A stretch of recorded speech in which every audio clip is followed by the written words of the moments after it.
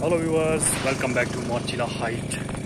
मॉर्चिला हाइट में आप सबका स्वागत है। तो आज की इस वीडियो में बात होने वाली है माइट को बगीचों में आने से कैसे रोका जाए, क्योंकि माइट से तो आप सभी लोग परिचित हैं।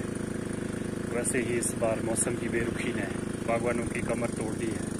तो ऐसे में अब जो फसल लगी भी है उसको बचाना भी काफ़ी चुनौतीपूर्ण कार्य है, क्योंकि जैसे जैसे समय बीत रहा है वैसे वैसे अब बगीचों में बीमारियाँ आनी भी शुरू हो गई है। तो ये एक मुश्किल कार्य है। माइट बहुत ही घातक रोग है जो कि सेब की फसल के लिए नुकसानदेह है।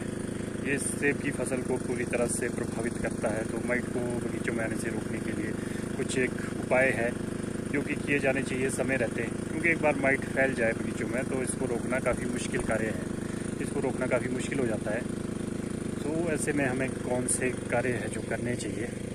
वैसे तो माइट को रोकने के लिए जो सबसे पहला कार्य है वो प्रूनिंग करते हैं। जब हम बगीचों में तो उस समय शुरू होता है, क्योंकि जिन बगीचों में लास्ट ईयर माइट था तो वो पत्तों के माध्यम से ज़मीन में चले जाते नीचे।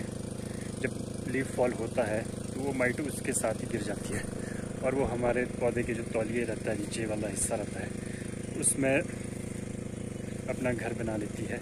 और जैसे कोई रफ एरियाज़ है या तनों का निचला हिस्सा है तो उसमें ये अपने अंडे देती है। और जब नया सीज़न शुरू होता है तो उस समय ये सक्रिय हो जाती है वहीं से। तो सबसे पहले तो हमें इसको दिसंबर जनवरी में जब हम प्रूनिंग करते हैं पौधों को पूरी, तो उस समय हमें पत्तों को इकट्ठा करके जला देना चाहिए। पहला काम तो ये है। दूसरा, इसकी शुरुआत वैसे आमतौर पर मई महीने में होती है। इस साल ये चीज़ बहुत जल्दी आ गई है, क्योंकि कई जगह से सुनने में आ रहा है कि बगीचों में माइट बहुत जल्दी फैल चुकी है। तो इसके लिए हमें क्या करना चाहिए? इसके लिए हमें 2 लीटर HMO की स्प्रे मई के पहले सप्ताह में कर लेनी चाहिए। आमतौर पर माइट की बहुत सारी प्रजातियां हैं, पर विशेष रूप से जो बगीचों के लिए घातक है वो यूरोपियन रेड माइट और टू स्पॉटेड माइट को स्पाइडर माइट भी कहा जाता है। तो अब बात करते हैं माइट से होने वाले नुकसान के बारे में। माइट करती क्या है? जैसे आप ये देख पा रहे हैं, ये पत्ते हैं, इसमें अभी तो ये हरे भरे नज़र आ रहे हैं आपको। जब इसमें माइट का अटैक होगा तो इसके ऊपर जो ये क्लोरोफिल नज़र आ रहा है, ये ग्रीनरी है, ये बिल्कुल ख़त्म हो जाएगी, क्योंकि माइट सारा जो क्लोरोफिल है उसको चूस जाती है और ये पत्ते बेजान हो जाएंगे। जब पत्ते बेजान हो जाएंगे तो ये भोजन नहीं बना पाएंगे। तो ऐसे में पौधे जाएंगे स्ट्रेस में। तो जब पौधा स्ट्रेस में जाएगा तो रस्टिंग भी यहीं से पनपती है। फिर रस्टिंग जैसी समस्या भी देखने को मिलती है। और भी जो अन्य बीमारियां हैं, अर्ली लीफ फॉल है,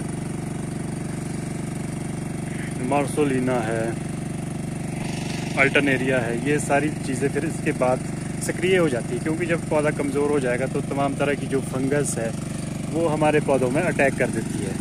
तो ये अन्य बीमारियों को भी बढ़ावा देता है। तो इसलिए हमें माइट को समय रहते रोकना बहुत ज़रूरी है। बगीचों का इंस्पेक्शन लगातार करते रहे। अगर माइट के लक्षण दिखते हैं तो उसका समय रहते समाधान करें, क्योंकि जो माइट है वो पत्तियों का जो पिछला हिस्सा है, पत्तियों की बैक साइड में आपको नज़र आएगा, जैसा कि वीडियो में आपको दिखाया जा रहा है। आप कैसे पहचान सकते हैं माइट को?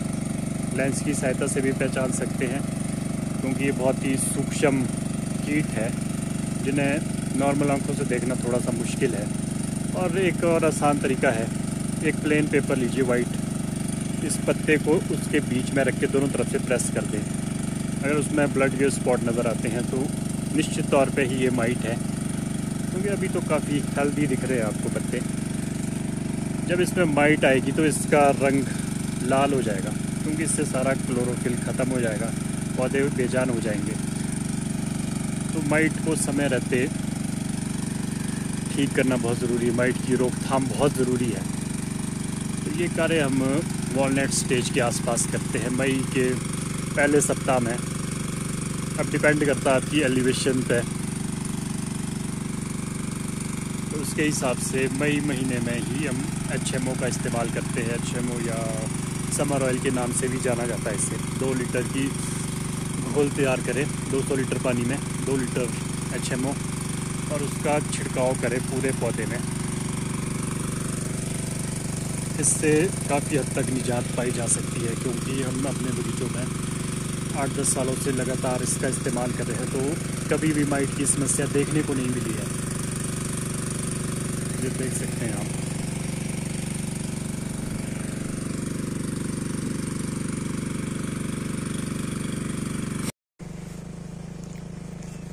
माइट की समस्या जिन बगीचों में इंसेक्टिसाइड का ज़्यादा इस्तेमाल होता है वहाँ पे अक्सर देखने को मिलती है।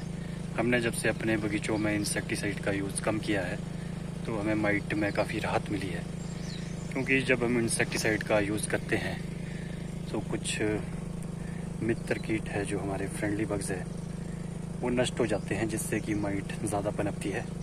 तो ऐसे में हमें इंसेक्टिसाइड का कम से कम इस्तेमाल करने की ज़रूरत है, क्योंकि जब से हमने अपने बगीचों में इंसेक्टिसाइड का यूज़ कम किया है तो माइट भी कम हुई है कहीं ना कहीं। जब हम अच्छे मुँह की स्प्रे करते हैं तो उसका क्या बेनिफिट होता है। जब हम प्लांट में स्प्रे करेंगे तो हम पूरे पौधे को भिगो देंगे, तो इसकी एक प्रोटेक्टिव लेयर बन जाएगी, ऑयल का सुरक्षा कवच बन जाएगा, जिससे कि जो माइट है जब ऑयल की फिल्म बनेगी तो वो दम घुट के मर जाएंगे। तो इस तरह से वो नष्ट हो जाएंगे अगर कहीं पे नज़र भी आ रहे हैं या पौधे में कहीं पे भी है।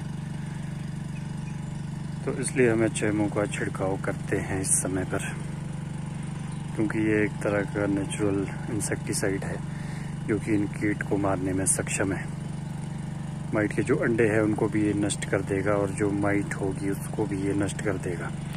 शुरुआती दौर में ही कंट्रोल किया जाए माइट को तो बेहतर है।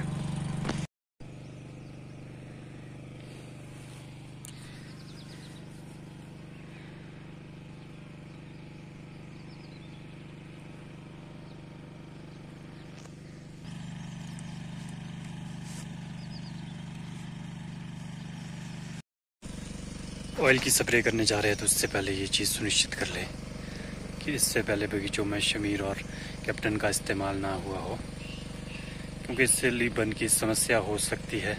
तो इसके उपयोग से बचें और इसके ऑयल करने के बाद भी लगभग 20 से 25 दिनों तक शमीर और कैप्टन का इस्तेमाल बगीचों में ना करें, नहीं तो लीफ बर्न हो सकता है।